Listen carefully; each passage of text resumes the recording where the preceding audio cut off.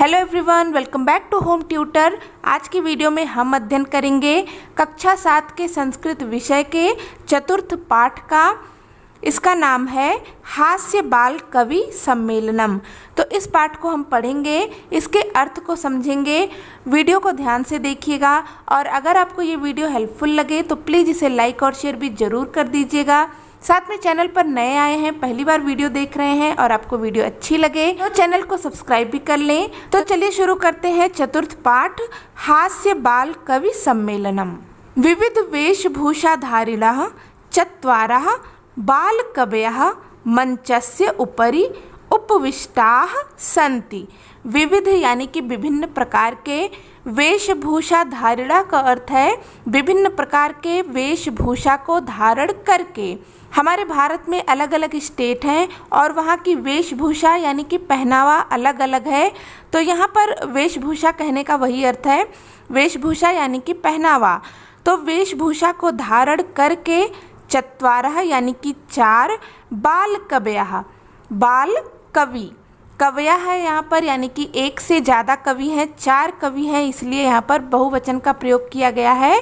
मंचस्य उपरि, मंचस्य का अर्थ होगा मंच के, षष्ठी विभक्ति का प्रयोग हुआ है यहाँ पर, इसका अर्थ हो जाएगा मंच के। उपरि का अर्थ होता है ऊपर, उपविष्टाः का अर्थ होता है बैठना, संत यानी कि हैं। तो इस लाइन का अर्थ हो जाएगा विभिन्न प्रकार की वेशभूषा धारण करके 4 बाल कवि मंच पर बैठे हैं। अधः, अधः का अर्थ होता है नीचे। श्रोतारः यानी कि सुनने वाले या फिर श्रोतागण। हास्य कविता श्रवणाय, हास्य कविता को सुनने के लिए। यहाँ पर चतुर्थी विभक्ति का प्रयोग हुआ है श्रवणाय में, जिसका कि चिन्ह होता है के लिए। तो इसका अर्थ हो जाएगा हास्य कविता सुनने के लिए। उत्सुकाः यानी कि उत्सुक, संत यानी कि हैं, च यानी कि और, कोलाहलम, कोलाहलम का अर्थ होता है शोर, कुर्वन्ति यानी कि कर रहे हैं। नीचे श्रोतागण हास्य कविता को सुनने के लिए उत्सुक हैं और शोर कर रहे हैं। संचालकः, संचालक कौन होता है? जो भी सम्मेलन का संचालन करता है। तो संचालक कहता है अलम कोलाहलेन, अलम का अर्थ होता है मत करो, कोलाहलेन यानी कि शोर, शोर मत करो। अद्य परम हर्षस्य अवसरः यत् अस्मिन् कवि सम्मेलने काव्यहन्तारः कालयापकाश्च भारतस्य हास्य कवि धुरंधराः समागताः सन्ति। अद्य यानी कि आज, परम यानी कि बहुत, हर्षस्य यानी कि खुशी का, अवसरः यानी कि अवसर, यत् यानी कि जो, अस्मिन यानी कि इस, कवि सम्मेलने यानी कि कवि सम्मेलन में। यहाँ पर सप्तमी विभक्ति का प्रयोग हुआ है सम्मेलने में, जिसका कि चिन्ह होता है में पे पर। तो इसलिए इसका अर्थ हो जाएगा कवि सम्मेलन में। काव्य हंतारः, काव्य हंतारः का अर्थ होता है हनन करने वाले या नष्ट करने वाले, काव्य को नष्ट करने वाले। काल यापकाश्च, काल का अर्थ होता है समय, यापकाश्च यानी कि समय को बर्बाद करने वाले। भारतस्य यानी कि भारत के, हास्य कवि, धुरंधराः का अर्थ होता है श्रेष्ठ, समागताः यानी कि आए, संत यानी कि हैं।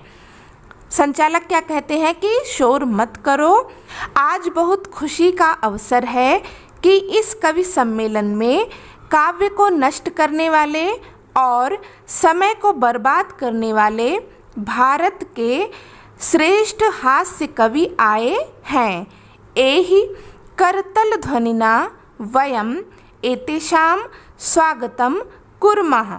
एहि यानी कि आइए, करतल ध्वनि का अर्थ होता है कर यानी कि हाथ, तल यानी कि जो हाथ का तला होता है जिसे कि हम कहते हैं हथेली, ध्वनि यानी कि आवाज़। तो करतल ध्वनि का अर्थ हो जाएगा तालियां, हाथ से ताली बजाना। वयम यानी कि हम सब, एते शाम यानी कि इनका, स्वागतम यानी कि स्वागत, कुर्मा यानी कि करें।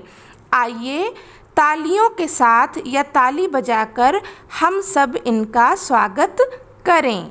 गजाधरः, तो गजाधर आते हैं जो कि उन 4 कवियों में से एक कवि हैं। तो गजाधर क्या कहते हैं, सर्वेभ्यो यानी कि सभी, अरसिक का अर्थ होता है नीरस जन या जिनमें रस नहीं है, नमो नमः यानी कि नमस्कार, सभी अरसिक जनों को या नीरस जनों को नमस्कार। प्रथमम तावद अहम आधुनिकम वैद्यम, प्रथमम यानी कि पहले, तावद यानी कि तब, अहम यानी कि मैं, आधुनिकम यानी कि आधुनिक, वैद्यम यानी कि वैद्य, तब पहले मैं आधुनिक वैद्य, उद्देश्य स्वाकीयम काव्यम श्रावयामि, उद्देश्य यानी कि उद्देश्य करके, स्वाकीयम यानी कि अपनी, काव्यम यानी कि कविता, श्रावयामि यानी कि सुनाता हूँ। तो गजाधर ने क्या कहा कि सभी नीरस जनों को नमस्कार, तब सबसे पहले मैं आधुनिक वैद्यों को उद्देश्य करके अपनी कविता सुनाता हूँ। वैद्यराज नमस्तुभ्यम, यमराज सहोदर, यमस्तु हरति प्राणान, वैद्यः प्राणान धनानि च। गजाधर कहते हैं, हे वैद्यराज, यमराज सहोदर, यमराज सहोदर का अर्थ होता है भाई, सह उदर यानी कि एक ही उदर से पैदा हुए तो वो क्या हो जाएंगे, भाई। तो हे वैद्यराज, यमराज के भाई, नमस्तुभ्यम तुम्हें नमस्कार है, यमस्तु हरति प्राणान, यम तो, यमस्तु का अर्थ होता है यम तो, हरत यानी कि हरण करते हैं, किसका, प्राणों का, प्राणान का अर्थ हो जाएगा प्राणों का, वैद्यः वैद्य, प्राणान यानी कि प्राणों का, च यानी कि और, धनानि का अर्थ होता है धन।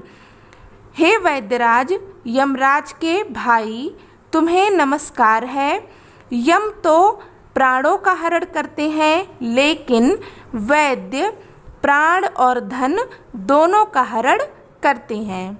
सर्वे उच्चैहि हसन्ति, सर्वे यानी कि सभी, उच्चैहि यानी कि जोर से, हसन्ति यानी कि हंसते हैं, सभी जोर से हंसते हैं। कालांतकः, दूसरा कवि आता है जिसका कि नाम है कालांतक। तो कालांतक कहते हैं, अरे वैद्यास्तु सर्वत्र परंतु नाते मादृशाः कुशलाः जनसंख्या निवारणे। वैद्यास्तु यानी कि वैद्य तो, सर्वत्र यानी कि सभी जगह, परंतु यानी कि लेकिन, न यानी नहीं, ते यानी कि वे, मादृशा यानी कि मेरे जैसे, कुशलाह यानी कि कुशल, जनसंख्या निवारणे, निवारणे का अर्थ होता है निवारण करना। तो कालांतक कहते हैं कि अरे वैद्य तो सभी जगह हैं, किंतु जनसंख्या निवारण में मेरे जैसे कुशल नहीं हैं। मम अपि काव्यम इदम श्रुवन्तु भवन्तः, मम अपि, मम का अर्थ होता है मेरे, अपि का अर्थ होगा भी, काव्यम यानी कि कविता, इदम का अर्थ होता है यह, श्रुवन्तु यानी कि सुनिए, भवन्तः यानी कि आप, मेरी भी यह कविता आप सुनिए।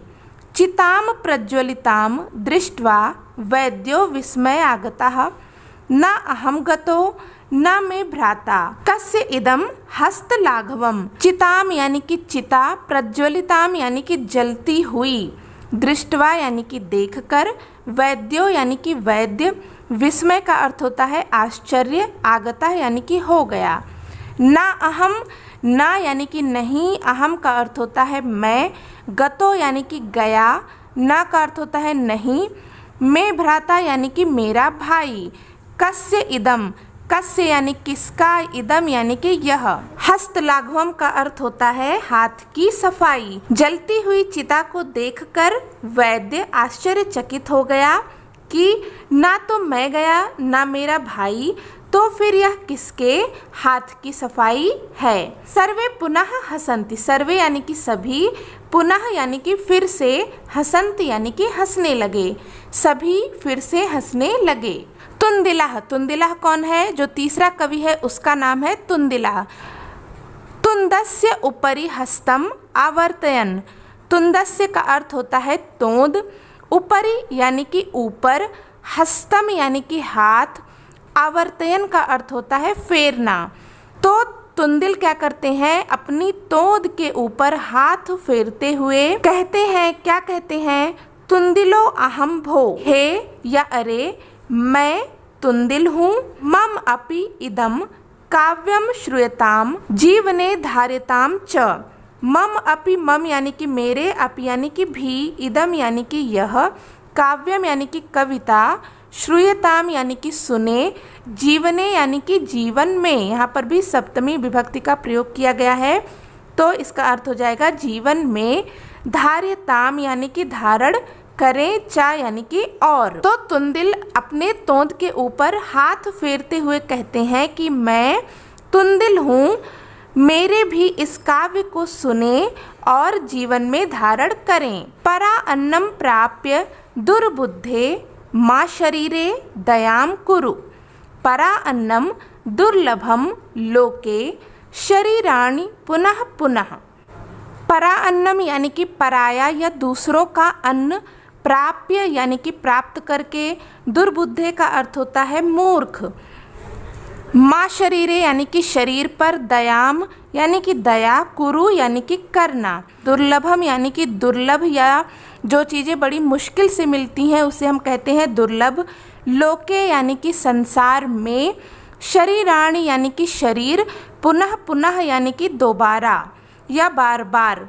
तो तुंदिल अपना काव्य सुनाते हैं और कहते हैं कि हे दुर्बुद्धि, दूसरों का अन्न प्राप्त करके शरीर पर दया मत करो, इस संसार में दूसरों का अन्न दुर्लभ है, शरीर का क्या है, शरीर तो बार बार प्राप्त हो जाता है। सर्वे पुनः अट्ठाहसम कुर्वन्ति, सर्वे यानी कि सभी, पुनः यानी कि दोबारा या फिर से, अट्ठाहसम यानी कि हंसना, बहुत जोर से हंसने को अट्ठाहस कहते हैं, कुर्वन्ति यानी कि करते हैं, सभी पुनः जोर से हंसते हैं। चारवाका, चारवाक कौन है, जो अगला कवि है उसका नाम है चारवाक। तो चारवाक कहते हैं आम आम, आम का अर्थ संस्कृत में होता है हाँ, हाँ हाँ, शरीरस्य पोषणम सर्वथा उचितम एव, शरीरस्य यानी कि शरीर का, यहाँ पर षष्ठी विभक्ति का प्रयोग हुआ है तो इसका अर्थ हो जाएगा शरीर का, पोषणम यानी कि पोषण, सर्वथा यानी कि सभी प्रकार से, उचितम यानी कि उचित, एव, एव का अर्थ होता है ही, शरीर का पोषण सर्वथा उचित ही है। यदि धनम न अस्ति तदा ऋणम कृत्वा अपि पौष्टिकः पदार्थः एव भोक्तव्यः। यदि धन न अस्ति, ना का अर्थ होगा नहीं, अस्ति का अर्थ होता है। यदि धन नहीं है, तदा यानी कि तब, ऋणम यानी कि उधार, कृत्वा अपि, कृत्वा यानी कि लेकर या कर कर, अपि यानी कि भी, पौष्टिकः यानी कि पौष्टिक, पदार्थ यानी कि पदार्थ, एव यानी कि ही, भोक्तव्यः का अर्थ होता है खाना। यदि धन नहीं है तो ऋण लेकर के पौष्टिक पदार्थ ही खाना चाहिए। तथा कथयति चारवाक कवि, जैसा कि, तथा यानी कि जैसा कि, कथयत यानी कि कहता है, कौन, चारवाक कवि, जैसा कि चारवाक कवि कहता है। यावत जीवेत सुखम जीवेत, ऋणम कृत्वा घृतम पिबेत, यावत यानी कि जब तक, जीवेत यानी कि जियो, सुखम यानी कि सुख से, जीवेत यानी कि जियो, ऋणम यानी कि उधार, कृत्वा यानी कि लेकर, घृतम यानी कि घी, पिबेत यानी कि पीना चाहिए। जब तक जीवित रहो, सुखपूर्वक जीवित रहो, ऋण करके या उधार लेकर के घी पीना चाहिए। श्रोतारः, श्रोतागण कहते हैं तरहि ऋणस्य प्रत्यर्पणम कथम, तरहि यानी कि तब, ऋणस्य यानी कि उधार को, प्रत्यर्पणम का अर्थ होता है उतारना या लौटाना, कथम यानी कि कैसे। श्रोतागण कहते हैं कि तब उधार को कैसे लौटाएं।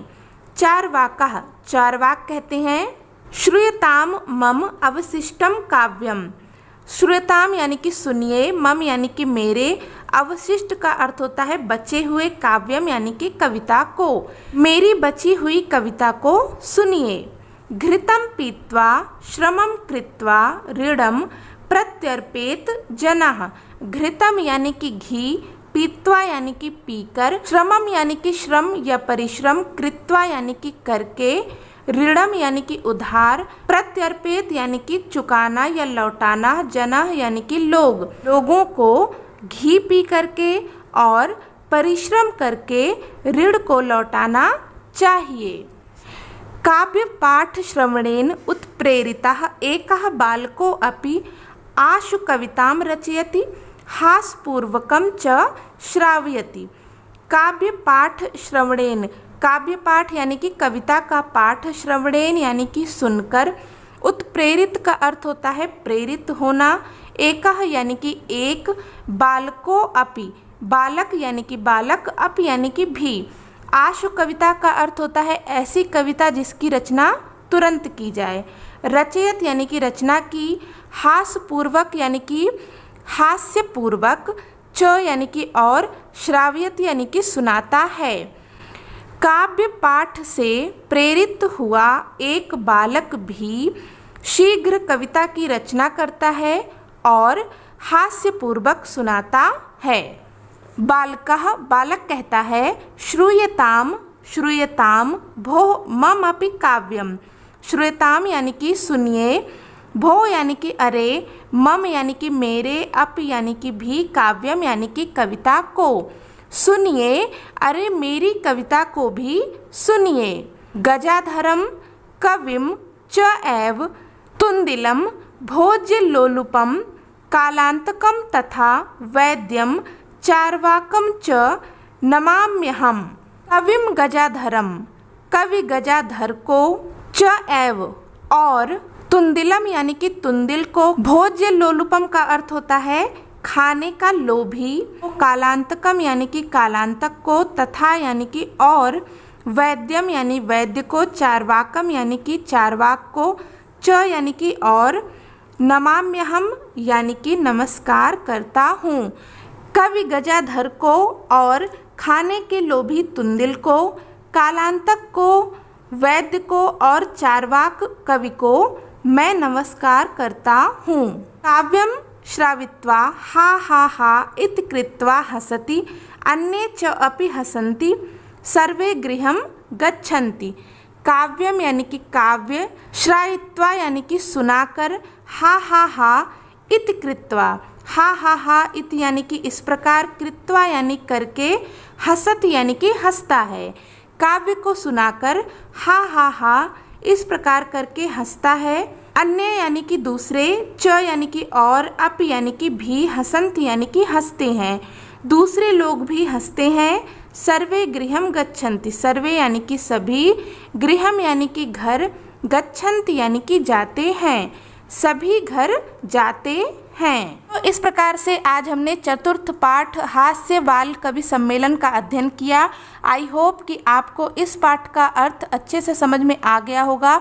यदि आपको कोई डाउट हो तो आप कमेंट करके पूछ सकते हैं, और अगर आपको ये वीडियो अच्छी लगी हो तो प्लीज़ इसे लाइक और शेयर ज़रूर करें।